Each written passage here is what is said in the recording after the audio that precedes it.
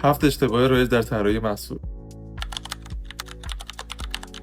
کولس کولر یکی از معروف‌ترین مثال‌هاست. محصولی که میلیون‌ها دلار سرمایه گرفت، اما چون برای تولید انبوه آماده نبود، با چالش‌های بزرگی مواجه شد. جویسر طراحی فوق‌العاده‌ای داشت، اما در واقع فقط یک دستگاه فشردن کیسه بود.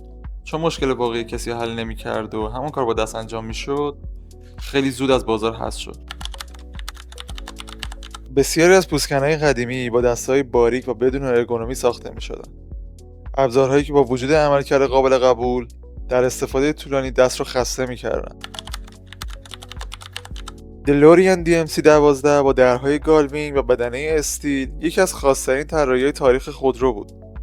اما این طراحی نمادین تولیدش رو به کابوس تبدیل کرد. پیچیدگی جوشکاری استیل و مکانیزم درها هزینه‌ها رو انقدر بالا برد که کمپانی دلوریان رو به ورشکستگی کشوند.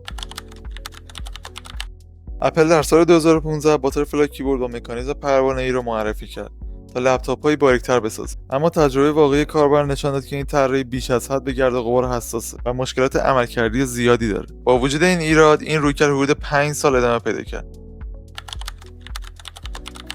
گلکسی فولد در سال 2019 با ایده بزرگ وارد بازار شد. یک گوشی با نمایشگر تاشو، اما لایه محافظ صفحه‌اش انقدر شبیه به یک برچسب معمولی بود که برخی کاربران آن را جدا می‌کردند. همین کار باعث شد که نمایشگر کاملا کار بیفتد. گوگل گلس سرشار از تکنولوژی پیشرفته بود، اما ثابت کرد که فناوری به تنهایی کافی نیست. اگر طراحی و تجربه کاربری درست نباشد، بازار اون رو پس میزنه. اگر فکر می‌کنی محصول شما هم نیاز بازنگری و طراحی اصولی داره، تیم ما آماده است تا در این مسیر کنار شما باشه. برای شروع همکاری با ما در تماس باشید.